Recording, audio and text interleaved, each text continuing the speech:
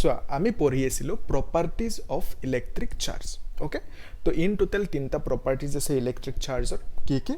এডিটিভিটি conservation and quantization okay তো last ক্লাছত আমি এই দুটা প্ৰপাৰ্টিজ পঢ়িছিলোঁ ওকে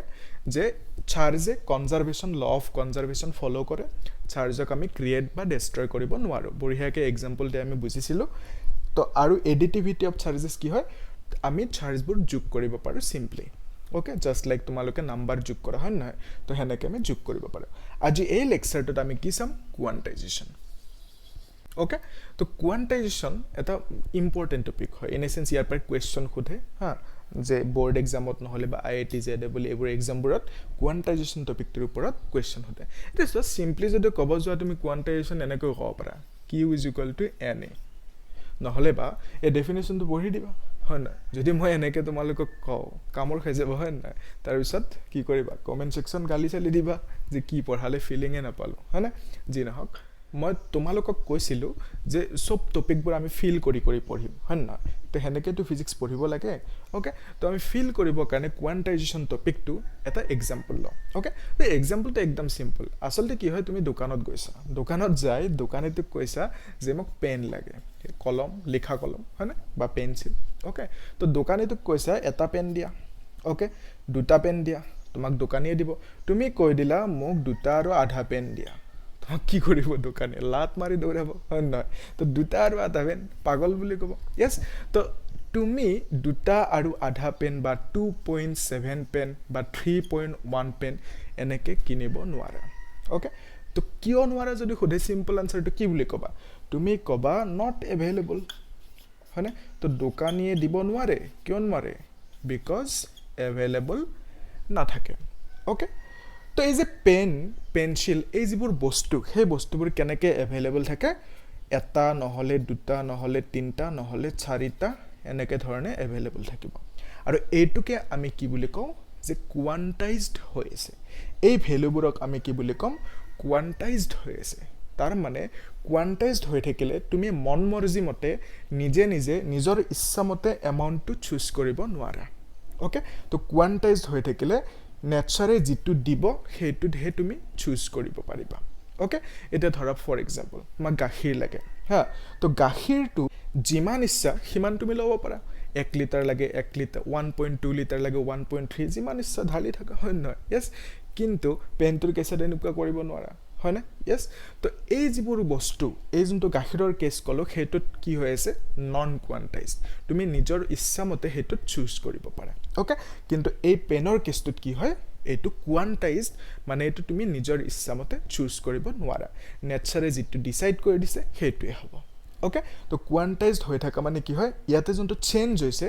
এই চেঞ্জটো এটা মিনিমাম চেঞ্জ হ'ব মানে ইয়াৰ পৰা ইয়ালৈকে যিটো চেঞ্জ সেইটো কিমান 1 2 ৰ পৰা 3 হতে 1 3 পৰা 4 হতে 1 ওকে তো ফৰ এক্সাম্পল মই আৰু এটা এক্সাম্পল দি আছোঁ ওকে সাপোজ এটা বিল্ডিং আছে ওকে তো এই বিল্ডিংটো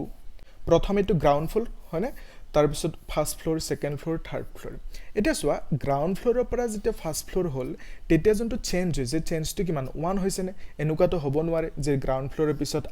আধা ফ্লোৰ বনাইছা তুমি সেনেকুৱাতো হ'ব নোৱাৰে কমপ্লিট হ'ব লাগিব ন গ্ৰাউণ্ড ফ্লোৰৰ পিছত ফাৰ্ষ্ট ফ্লোৰ ফাৰ্ষ্টৰ পিছততো এনেকুৱা নহয় যে 1.5 ফ্লোৰ বনাই থৈছা সেনেকুৱাতো হ'ব নোৱাৰে হয় নাই তাৰপিছত এনেকুৱাতো হ'ব নোৱাৰে 2.6 ফ্লোৰ বনাই থৈছা হয় নাই তো হয় তুমি 1 ফ্লোৰ হয় তুমি 2 হয় 3 হয় 4 ফ্লোৰ সেনেকৈ তুমি বনাব লাগিব ওকে তো ইয়াতে যোনটো চেঞ্জ হৈ আছে চেঞ্জ মানে কি হৈছে প্ৰথমটোৰ পৰা ইয়ালৈকে যোনটো চেঞ্জ কিমান 1 ইয়াৰ পৰা যিটো এইটো চেঞ্জ 1 হয় না নহয় ইয়াৰ পৰা এইটো চেঞ্জ 1 জাষ্ট লাইক ইয়াতে 1 চেঞ্জ হৈছে তো এই যে মিনিমাম এমাউণ্ট যিটোৰে চেঞ্জ হৈ আছে যেনে এই যোনটো বিল্ডিঙৰ কেছটোত ইয়াতে মিনিমাম এমাউণ্ট যিটোৰে ফ্লোৰ নাম্বাৰটো চেঞ্জ হৈ আছে মই কি কৈছোঁ মিনিমাম এমাউণ্ট যিটোৰে নাম্বাৰ অফ ফ্লোৰ নাম্বাৰটো চেঞ্জ হৈ আছে সেইটো কিমান 1 ওকে ডিৰেক্টলি 2 বা 3 এনেকৈ বা 1.2 1.3 ডেচিমেলত চেঞ্জ হোৱা নাই ওকে তো ইয়াতে যোনটো চেঞ্জ হৈ আছে মিনিমাম এমাউণ্ট সেই মিনিমাম চেঞ্জিং এমাউণ্টটোক আমি কি বুলি কওঁ কোৱান্টাম বুলি কওঁ ওকে বুজি পালা এটা চোৱা এই পেনৰ কেছটোত কি হৈ আছে এটা ল'ব পাৰা দুটা পাৰা তিনিটা পাৰা চাৰিটা এনেকৈ পাৰা তো ইয়াতে যোনটো minimum amount by which it is changing okay সেইটোকে আমি কি বুলি কৈ আছোঁ কোৱান্টাম বুলি কৈ আছোঁ ওকে বুজি পালা তো যোনটো এমাউন্ট হেতুক আমি কি বুলি কৈছো কোয়ান্টাম এমাউন্ট টু কোয়ান্টাম বুলি কৈছে আৰু এটা এক্সাম্পল লয় তেতিয়া আৰু মজা পাবা হয় না আমাক মজা হে লাগে নোটস তো পাইছে ডেসক্ৰিপচনত হয় নাই ওকে তো মইতো লিখিয়ে থৈছো নোটস জি নহক বাৰু সো আসলে কি হয় সাপোজ এটা ৰাক্ষস আছে ৰাক্ষস বুলি নকও জি নহক বাৰু ই কল খাই ভাল পায় ওকে তো ইন এ সেন্স কি হৈ আছে যে ইয়াক যদি তুমি দুটা কল দিয়া বানানা দিয়া তেতিয়া হলে ই খাব তাৰ পিছত যদি চাৰিটা দিয়া তেতিয়া খাব নহলে বা ছয়টা দিয়া তেতিয়া খাব ওকে তাৰ পিছত যদি আঠটা দিয়া তেতিয়া খাব ইয়াৰ কন্ডিশন এটো এনেকে 2 কে বঢ়াই যাব লাগিব তেতিয়া খাব হ'ব যদি তিনটা দিয়া না খায় তাৰ পিছত পাঁচটা দিলেও না খায় সাতটা দিলেও না খায় ওকে তো 2 কে বাঢ়ি যায় আছে এতিয়া সোয়া এই যেটো নাম্বাৰ এই নাম্বাৰটো মিনিমাম কিমান চেঞ্জ হৈ আছে 2 ৰ পৰা কিমান হৈছে 4 2 হৈছে ইয়াৰ পৰা ইয়ালৈকে 2 হয় না নহয় তো মিনিমাম 2 ৰে চেঞ্জ হৈ আছে এটো ওকে তো ইয়াতে এই যোনটো এমাউন্ট যেটো এমাউন্টেৰে চেঞ্জ হৈ আছে হেতুক আমি কি বুলি কম কোয়ান্টাম বুলি কম ওকে তো এই কেছটোত এই যোনটো 2 হ'ব হেতুক আমি ক'ব পাৰো কোয়ান্টাম বুলি ওকে তো minimum amount by which a physical quantity can change is called quantum হ'ব এতিয়া আমি এখিনলৈকে একদম আৰামছে বুজি পালো এতিয়া আমি কি কৰিম এই সেম কাহানীটো এই যোনটো কনসেপ্ট কোয়ান্টামৰ এটো আমি চাৰ্জৰ কনসেপ্টৰ লগত ৰিলেট কৰিম ওকে তো চাৰ্জৰ যোনটো হেতুইটো টপিক ন চাৰ্জৰ যোনটো কোয়ান্টাম কনসেপ্ট বা কোয়ান্টাইজেশন কনসেপ্ট হেতু বস্তু আমি ইয়াতে ৰিলেট কৰো ওকে বুজি পালা বস্তুখিনি ওকে সো এতিয়া কি হয় আসলতে এটা বডি আছে সেই বডিটো চাৰ্জ হৈ আছে ইয়াৰ গাত কি আছে চাৰ্জ আছে কিবা কিবি ওকে চাৰ্জক আমি কি বুলি লিখো সাধাৰণতে কিউ বুলি লিখো ওকে তো বডি এটাৰ গাত ক্যাপিটেল কিউ স্মল কিউ যি লিখা লিখিবা তো চাৰ্জ আছে বডিটোৰ গাত আমি হেতু জানো ওকে